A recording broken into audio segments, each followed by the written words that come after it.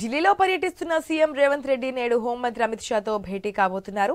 తెలంగాణలో వరద నష్టంపై కేంద్రానికి నివేదిక ఇవ్వనున్నారు సీఎం రేవంత్. తెలంగాణకు ఆర్థిక సాయం చేయాలని కోరనున్నారు.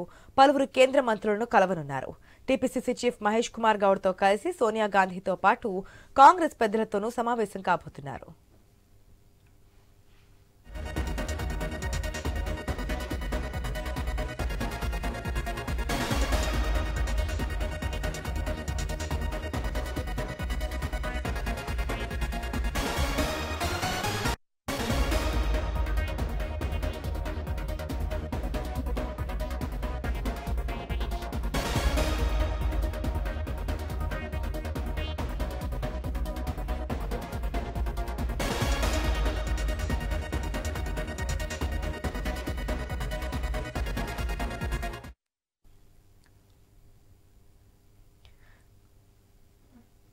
ఢిల్లీలో పర్యటిస్తున్న సీఎం రేవంత్ రెడ్డి నేడు హోంమంత్రి అమిత్ షాతో భేటీ కాబోతున్నారు.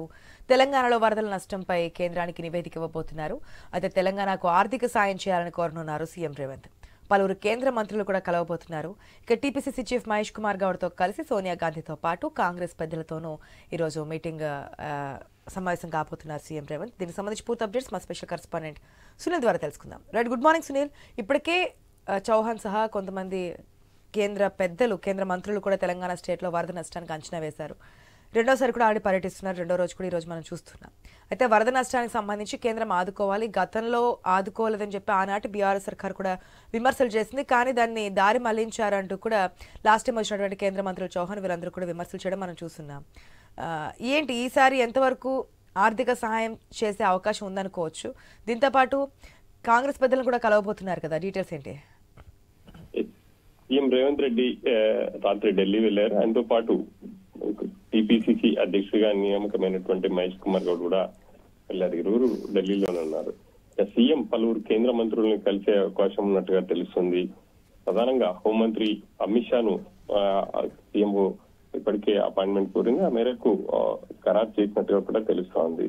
హోంమంత్రితో సీఎం భేటీ అయ్యే అవకాశాలు కనిపిస్తున్నాయి. ఈ భేటీలో ప్రధానంగా ఈ మధ్య కాలంలో తెలంగాణలో వరదల వల్ల తీవ్ర నష్టం వాటిల్లింది. పలు జిల్లాల్లో ఇటు ఖమ్మం, మహబూబాద్, ఉమ్మడి నల్గొండ జిల్లాల్లో రోడ్లు, పంటలు బాగా దెబ్బతిన్నాయి. ఈ కారణంగా కేంద్రం నుంచి కూడా వరద సాయాన్ని అందించాలని చెప్పేసి ప్రభుత్వం కోరుతుంది. ఆ మేరకు ఇప్పటికే కేంద్రానికి ఒక నివేదిక కూడా ఇచ్చినట్టు తెలుస్తుంది. దాదాపుగా 9,000 కోట్ల రూపాయల నష్టం వాటిల్లిందని ప్రాథమికంగా అంచనా వేశారు. రాష్ట్రం చేసినటువంటి విజ్ఞప్తుల మేరకు ఇప్పటికే కేంద్రం నుంచి కూడా ఓ బృందం రాష్ట్రంలో పర్యటిస్తుంది. ఈ రోజు రెండో రోజు పర్యటన కూడా కొనసాగుతా ఉంది. 3 జిల్లాల్లో ఈ పర్యటన కొనసాగుతుంది. ఖమ్మం, మహబూబాద్, సూర్యాపేట జిల్లాల్లో కేంద్ర బృందం సభ్యులు క్షేత్రస్థాయికి వెళ్లి ఆ వరద నష్టాన్ని అంచనా వేస్తా ఉన్నారు. ఇప్పటికే కేంద్ర మంత్రి కూడా ఇటు కేంద్ర మంత్రి బండి సంజయ్, అదేవిధంగా శివరాజ్ సింగ్ ఇద్దరు కూడా ఆయా జిల్లాల్లో పర్యటించారు. కేంద్రానికి నివేదిక కూడా ఇచ్చారు. నిన్న శివరాజ్ సింగ్ చౌహాన్ ఆయన క్షేత్రస్థాయిలో ఆయనకు ఉన్నటువంటి ఆయనకు అధికారులు ఇచ్చినటువంటి సమాచారం మేరకు రాత్రి హోంమంత్రి అమిత్ షాను కలిసి 2 తెలుగు రాష్ట్రాల్లో జరిగినటువంటి వరద నష్టంపై ఆయన ఆ నివేదికను కూడా ఇచ్చారు. ఒకవైపు రాష్ట్రంలో కేంద్ర బృందం కూడా పర్యటిస్తుంది. ఇక ఇప్పటి వరకు ఉన్నటువంటి ప్రాథమిక సమాచారం మేరకైనా రాష్ట్రానికి నిధులు విడుదల చేయాలి అని చెప్పేసి సీఎం రేవంత్ రెడ్డి హోంమంత్రిని కోరే అవకాశం ఉంది. ఇక మరికొంతమంది మంత్రులను కూడా కలుస్తారు అని చెప్పేసి తెలుస్తోంది. ఇంకా దానికి సంబంధించి పూర్తి క్లారిటీ రావాల్సి ఉంది. వీలైతే ప్రధాని మోడీని కూడా కలిసే అవకాశం ఉంది. పీఎంఓ అపాయింట్మెంట్ కనుక ఖరారు చేస్తే ఖచ్చితంగా ప్రధాని కూడా కలిసి వీలైనంత త్వరగా రాష్ట్రానికి వరద సాయాన్ని అందించాలని కోరే ఛాన్స్ ఉంది. ఆ మేరకు వినతి పత్రం కూడా అందించబోతున్నారు. ఇక మరో అంశం తీసుకుంటే టీపీసీసీ అధ్యక్షుడిగా నియామకమైన తర్వాత మొదటిసారి మహేష్ కుమార్ గౌడ్ ఢిల్లీ వెళ్లారు. ఆయన్ను కాంగ్రెస్ ఏఐసీసీ నేతలతో పాటు ముఖ్య నేత సోనియా గాంధీని కలిసే అవకాశం ఉంది. ఇటు సీఎం రేవంత్ రెడ్డితో పాటు మహేష్ కుమార్ గౌడ్ సోనియాని కలిసి కృతజ్ఞతలు చెప్పే అవకాశం ఉంది. ఇక 15వ తేదీన పిసిసి అధ్యక్షుడిగా మహేష్ కుమార్ గౌడ్ పదవి బాధ్యతలు చేపట్టబోతున్నారు. ఆ కార్యక్రమానికి ఏఐసిసి నేతలను కూడా ఆహ్వానించాలని అనుకున్నారు. ఆ మేరకు కేసీ వేణుగోపాల్ తో పాటు ఖర్గేను కూడా ఆహ్వానించే ఛాన్స్ అయితే కనిపిస్తా ఉంది. ఆ తర్వాత పిసిసి కార్యవర్గానికి సంబంధించి కూర్పు కూడా ఉండబోతుంది.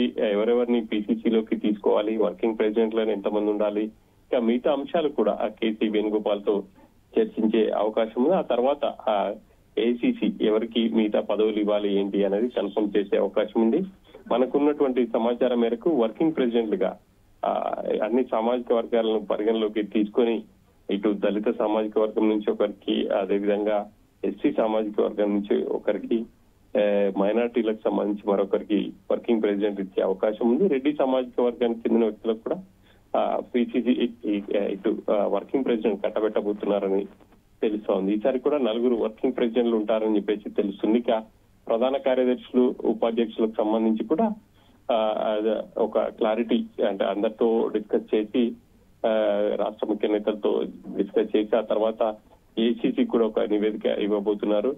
ఆ తర్వాత ఏఐసిసి ఒక నిర్ణయం తీసుకోబోతుంది. ఆశ, నామినేట్ పదవుల గురించి కూడా గత కొన్ని రోజుల నుంచి మనం చూస్తూ ఉన్నాం. ఎవరెవరికి ఏంటిని కొంతమంది పేర్లు లిస్ట్ అవుట్ అవడం, మళ్ళీ అది కాస్త ఈ విధంగా నడుస్తుంది. దాని గురించి కూడా క్లారిటీ వచ్చే అవకాశం కనిపిస్తుంది. సునీల్, ఈసారి భేటీలో ఒకవైపు మంత్రివర్గ విస్తరణపై కూడా ఊహాగానాలు అయితే ఎక్కువయ్యాయి. ఇంకా కేబినెట్ లో 6గురికి అవకాశం ఉంది. మరి ఆ 6గురు ఎవరు అనేది ఇంకా తేలాల్సి ఉంది. ఆ కేబినెట్ విస్తరణపై ఇంకా టెన్షన్ అయితే కనిపిస్తా ఉంది. చాలా మంది ఆశావాహులు తమకు ఈసారి కేబినెట్ లో పదవి దక్కుతుంది, మంత్రి పదవి అని చెప్పేసి ఎదురు చూస్తున్నారు. కొంతమంది విప్లు, చీఫ్ విప్లుగా కావచ్చు. ఇక పార్టీ నుంచి అయితే మరి కొంతమంది నామినేటెడ్ పదవులు కూడా ఆశిస్తున్నారు. వీటన్నిటికీ సంబంధించి ఇప్పటికే పలు దఫాలుగా చర్చలు అయితే జరిగాయి, కానీ పూర్తి స్థాయి క్లారిటీ అయితే రాలేదు. ఈసారి మాత్రం ప్రధానంగా ఈ అంశాలను కూడా ఏఐసిసి నేతలతో చర్చించినప్పటికీ వీటన్నిటికి సంబంధించి క్లారిటీ రావడానికి మరికొంత సమయం పట్టే అవకాశం ఉంది. ఆశ. Right Sunil, thanks for the update.